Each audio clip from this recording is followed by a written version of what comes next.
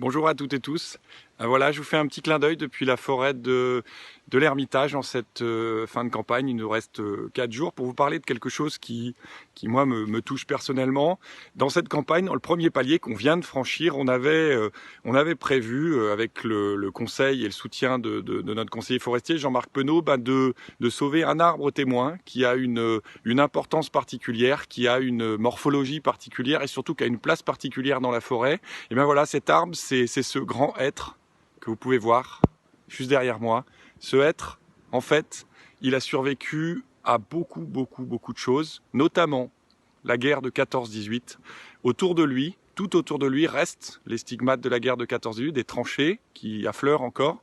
Et ben, il a survécu à ce conflit dont on connaît toutes et tous l'énorme impact sur l'Europe, et avec des millions de morts. Ici, il y avait vraiment des combats terribles. Et ben, lui, il est encore là, un peu le témoin de cette histoire.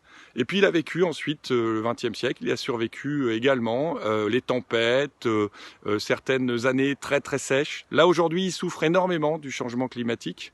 Il souffre de la soif. On a eu un printemps très sec, mais il est encore là. Et avec Jean-Marc Penaud, on a décidé d'en faire le premier arbre témoin que l'Ermitage va sauver. Donc là, on a réussi ce premier pari, et vous en êtes toutes et tous responsables. Vous avez toutes et tous contribué à ça. Donc je voulais vous remercier au nom de l'Ermitage, et puis surtout vous montrer ce magnifique arbre. Et puis vous dire que on espère, on a encore 4 jours de campagne, on espère pouvoir atteindre peut-être le deuxième palier. Je sais que ça va pas être facile, mais on y croit. Et puis il y aura d'autres arbres. Il y a des pins, des chênes qu'on a repérés, et petit à petit, de toute façon, on fera ça dans les années à venir, et ce sera nos arbres témoins qui sont le lien entre nous et l'avenir de la biodiversité.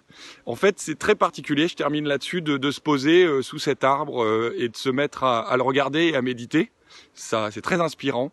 Moi, en tout cas, depuis que je suis enfant, parce que comme vous le savez peut-être, j'ai grandi ici, depuis que je suis enfant, j'ai quelque chose de particulier avec cet arbre, et je pense que tous ceux qui passent à côté ressentent quelque chose de particulier. Voilà. En tout cas, merci de vous être mobilisés pour protéger cet arbre, et puis continuons la mobilisation, et vive l'Ermitage ouverte, et pour toutes et tous. À bientôt.